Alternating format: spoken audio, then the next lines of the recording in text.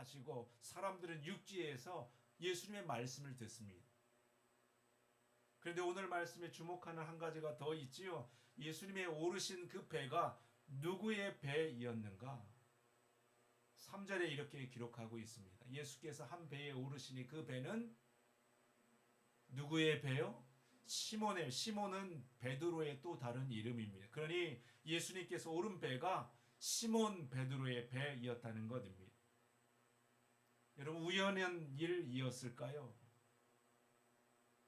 어찌하다 보니 예수님 우연히 탄 배가 베드로의 배이었고, 그래서 베드로가 예수님의 제자 되었다는 말일까요? 여러분, 아닙니다. 예수님은 처음부터 의도를 가지고 베드로가 있는 호숫가로 찾아오셨습니다. 그리고 그 많은 배들 가운데 베드로의 배를 골라 올라타셨습니다. 겉으로 봐서는 우연인 것처럼 보이지요. 많은 배들 가운데 우연찮게 베드로의 배가 골라진 것처럼 보이죠. 하지만 여러분, 하나님께는 우연이 없습니다.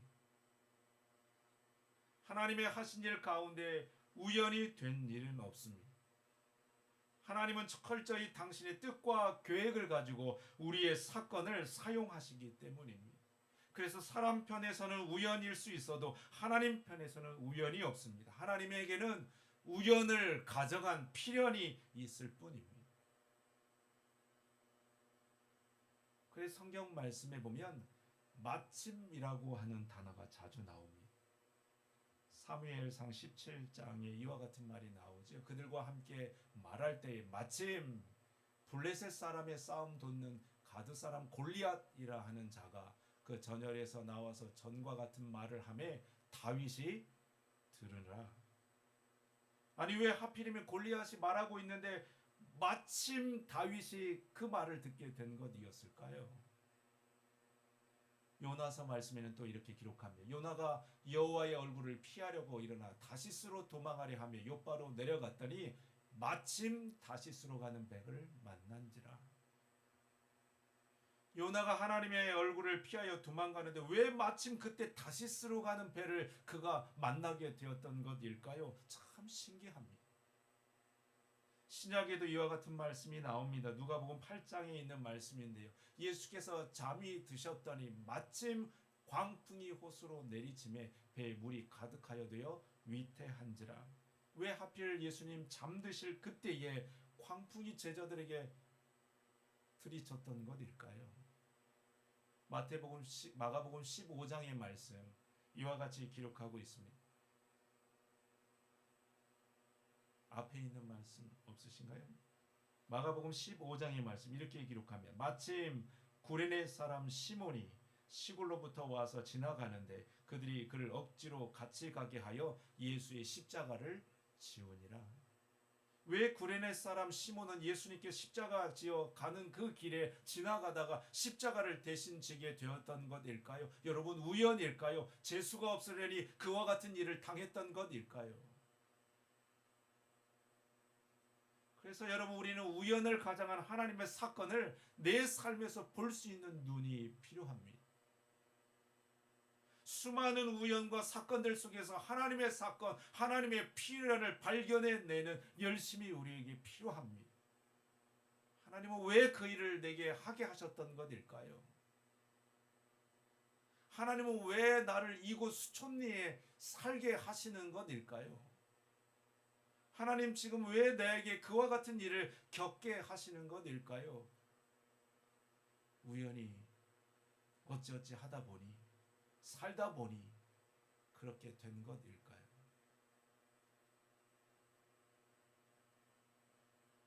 어느 교회에서 저 미얀마라고 하는 나라에 단기 선교를 갔다 옵니다. 미얀마는 지금도 선교가 자유롭지 않은 나라지요. 그러니 선교팀이 가는 곳곳마다 경찰들이 의심의 눈초리로 쳐다봅니다.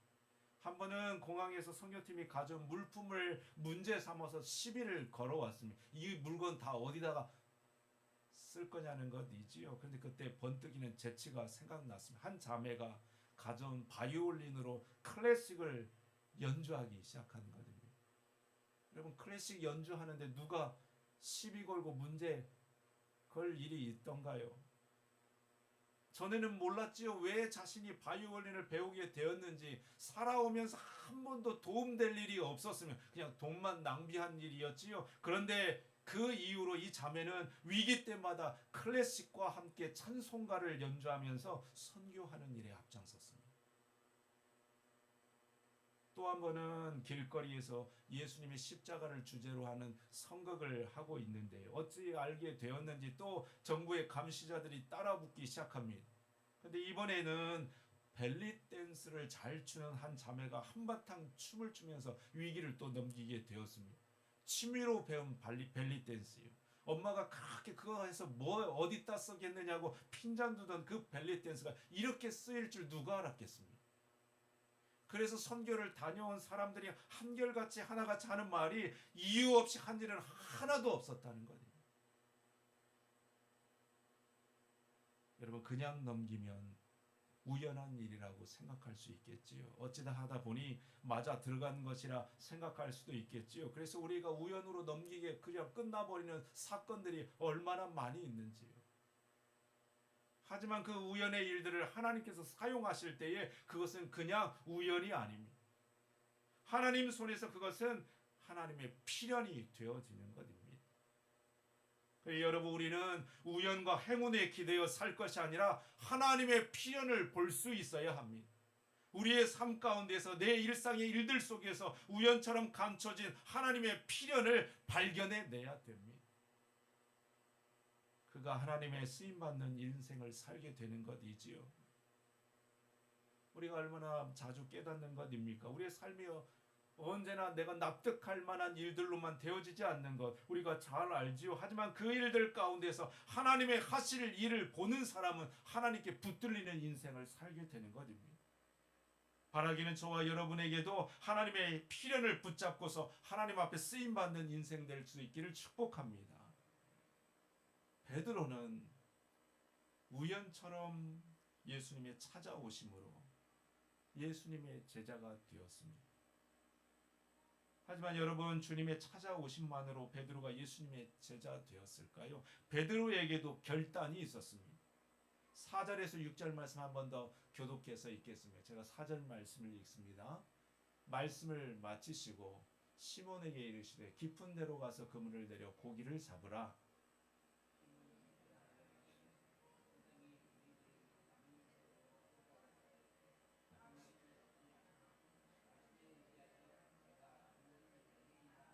같이 읽습니다. 그렇게 하니 고기를 잡은 것이 심이 많아 그물이 찢어지는지라.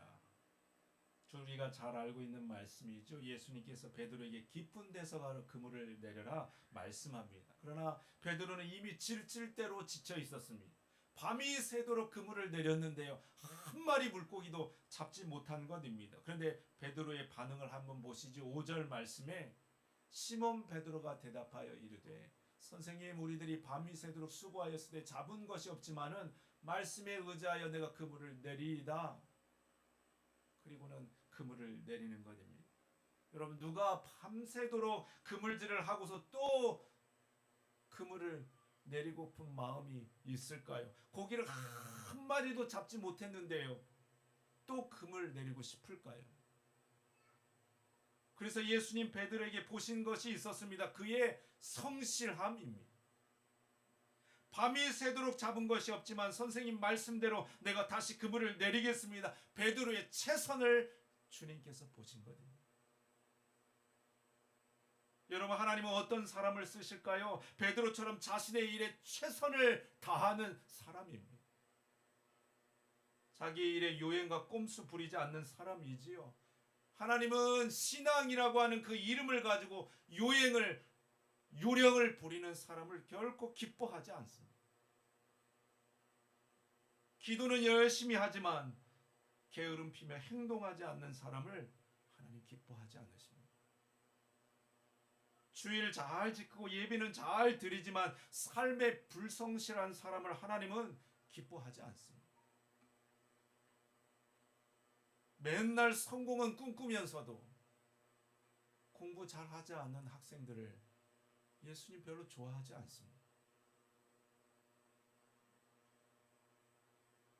이런 신학생이 있었지요. 이제 내일 기말고사를 봐야 되는데 시험 공부는 하기 싫었습니다. 책상에 앉아서 책을 폈는데요. 이런저런 잡념 때문에 오전 시간을 다 허비하고 말았습니다. 오후에라도 공부를 하면 좋은 반면만 마침 찾아온 사람들 때문에 또 그 시간들도 놓쳐버렸습니다. 저녁이 다 돼서야 이제 겨우 책을 펴고 보는 데에 아는 것이 하나도 없었습니다. 기도가 절로 나왔죠. 하나님, 이 일을 어떻게 합니까? 도와주세요.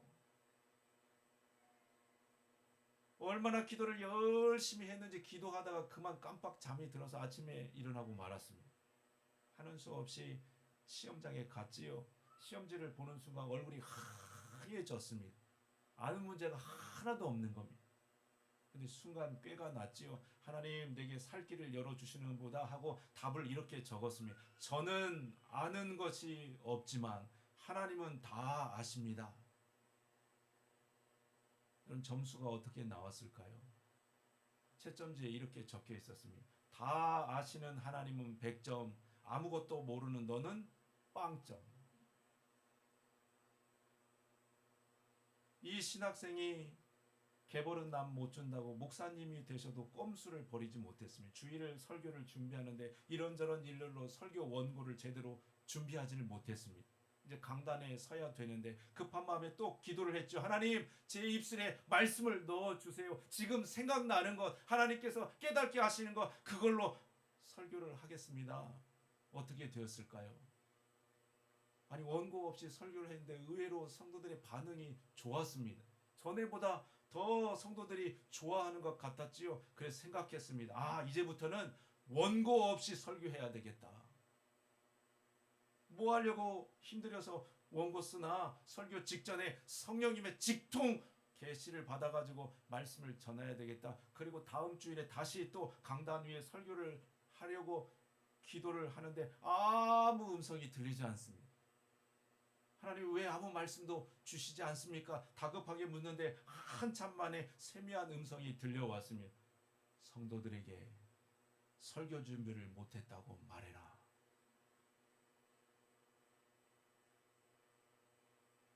여러분, 하나님께서는 우리의 실패와 무능은 아무런 문제가 되지 않습니다. 밤새도록 그물질을 했는데 물고기 한 마리 잡지 못한 것은 하나님 결코 문제 삼지 않습니다. 물고기 잡는 것은 하나님께서 다시 잡게 하시면 되지요. 하지만 성실하지 않은 사람을 하나님은 결코 기뻐하지 않습니다. 그에게는 아무 일도 맡기지 않습니다. 그러나 밤이 새도록 그물을 했지만 다시 주신 말씀에 의지하여 포기하지 않고 그물을 내리는 사람을 하나님은 부르시지요. 그리고 그에게 하나님의 역사를 부어주시는 것입니다. 다윗이 그랬습니다. 다윗은 어린 소년이었지만 거인 골리앗을 쓰러뜨리게 됩니다. 다윗은 아무 일도 하지 않았는데 하나님께서 그냥 알아서 골리앗 쓰러뜨리게 해줬던 것일까요? 아니요. 다윗이 최선을 다하여서 매끄러운 돌 5을 준비해 나갑니다. 그것은 다윗이 준비할 수 있는 최선의 것이었습니다. 하나님은 그 다윗의 매끄러운 돌을 사용하셔서 거인 골리앗을 쓰러뜨리는 일에 사용하셨습니다. 예수님의 오병이어 기적은 또 어떤지요? 물고기 2마리, 떡 5개로 5,000명의 사람들을 먹게 했던 이 기적도 실은 어린 아이의 작은 도시락에서 시작이 되었습니다. 5,000명에 비하면 이 어린아이의 도시락은 너무 보잘것없는 것이었죠. 하지만 그 도시락은 어린아이의 최선이었습니다. 예수님께 드릴 수 있는 가장 좋은 큰 헌신이었습니다. 예수님은 그 어린아이의 작은 도시락을 사용하셔서 오병이어의 기적을 일으켜내신 것입니다. 오늘 말씀의 베드로의 그물질도 그와 같습니다. 베드로가 예수님의 말씀에서 의지하여서 그물을 내렸더니 어떠한 일이 일어났는가? 6절 말씀을 보시지요. 이렇게 기록하며 그렇게 하니 고기를 잡은 것이 심히 많아 그물이 찢어지는지라. 여러분, 저와 여러분의 성실한 그 그물 안에도 하나님께서 찢어지도록 채워주시는 놀라운 일들이 가득할 수 있기를 축복합니다. 믿음이란 그런 것이지요. 믿음이란 하나님께서 일하심을 신뢰하는 것 동시에 내게 맡겨진 삶의 최선을 다하는 것, 이게 믿음입니다. 행함이 없는 믿음, 성실함이 없는 믿음, 그것은 반쪽짜리 믿음입니다. 믿음은 반드시 성실과 최선의 행함이 뒤따르기 때문입니다. 그 성실한 믿음 위에 하나님은 꿈을 주십니다. 베드로를 한번 보시죠. 베드로의 성실함을 보시고 예수님 그에게 새로운 사명을 허락해 주십니다. 마지막으로 이 8절에서 10절의 말씀을 교독해서 읽겠습니다. 시몬 베드로가 이를 보고 예수의 무릎 아래 엎드려 이르되 주여 나를 떠나소서 나는 죄인이로소이다 하니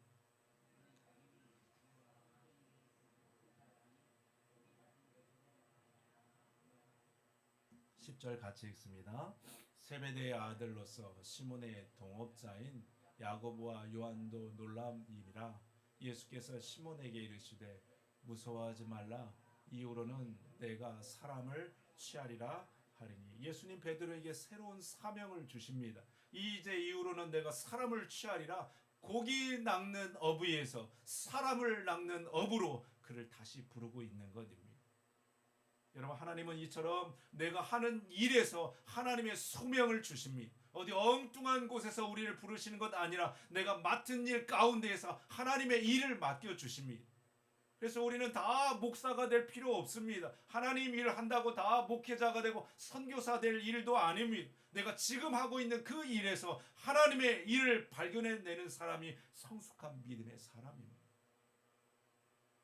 여러분은 가정에서 살림하는 주부이신지요?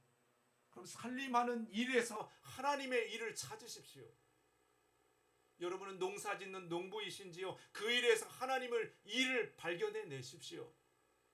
공부하는 학생입니까? 학생하는 그 일에 열심을 내며 그 일에서 하나님의 꿈을 꾸시기를 바랍니다. 연세 지극히 드셨습니까? 그때에만, 연세 지극히 들 때에만 할 수 있는 그 일 가운데에서 하나님의 일을 찾으실 수 있기를 바랍니다. 베드로는 어부여서 사람 낚는 어부의 소명을 받았습니다. 그러니 여러분, 우리도 내가 하는 그 일 가운데 사람 낚는 주부, 사람 낚는 어부, 사람 낚는 중고등생, 사람을 취하는 할아버지 할머니 되실 수 있기를 바랍니다. 잘못해서 사람 잡는 농부 되지 마시고, 남편 잡는 주부 되지 마시고, 젊은이 잡는 할아버지 할머니 되시지 마시고, 사람을 낚는 주님의 일꾼 될 수 있기를 소망합니다. 그런 의미에서 하나님 앞에 소중하지 않은 사람은 아무도 없습니다. 하나님 앞에서 하찮은 일은 하나 없습니다. 저는 나이가 많이 들었다고요. 저는 생긴 게 이 모양이라고요. 여러분, 전에 한번 말씀드린 적이 있죠. 사각턱을 가진 선생님이 있으셨습니다. 왜 나는 사각턱일까? 가끔 반 아이들이 놀리기도 했습니다. 선생님, 선수님 얼굴은 왜 사각형이에요? 진짜로 웃겨요. 이 마음이 상처가 돼가지고서 수술을 해보려고 하는데 수술하면 엄청 위험하고 아프다는 말에 수술도 못했습니다. 그런데 어느 날 광고 문구에 눈이 꽂혔지요. 세상에 아름답지 않은 사람은 없습니다. 자신이 아름답지 않다고 생각하는 사람만 있을 뿐입니다. 이 말에 용기가 내서 세상을 다시 보니요, 자기의 사각통도 나름대로 쓸모가 있었습니다. 언제 쓸모가 있었을까요? 아이들이 그냥 공부하다가 그냥 실망하고 시험 망쳤다고 좌절하고 있을 때에 누구야, 너무 실망하지 마. 선생님은 사각형인데도 선생님 됐잖아. 넌 얼마나 잘생겨. 너는 더 잘하고 훌륭하게 될 거야. 이 말에 아이들이 크게 위로를 받는다는 거예요. 여러분, 하나님 앞에서 아름답지 않고 소중하지 않은 일은 하나 없습니다. 다만 하나님의 소명을 발견하지 못한 사람만 있을 뿐입니다. 그러니까 여러분, 내 하는 일에서 하나님의 일을 발견해 내시기를 바랍니다. 내가 지금 하고 있는 그 일을 더욱 사랑하시기를 바랍니다. 그리고 최선을 다하시기를 바랍니다. 성실히 자기 일에 최선을 다하는 자에게 하나님 반드시 꿈을 주십니다. 준비되고 하나님의 때를 기다리는 자에게 하나님 반드시 그 문을 여십니다. 이 믿음과 소망으로 하나님 앞에 온전함으로 우리의 인생의 문이 새롭게 열려지게 되는 저와 여러분 될 수 있기를 우리 주님의 이름으로 축복합니다. 기도하겠습니다.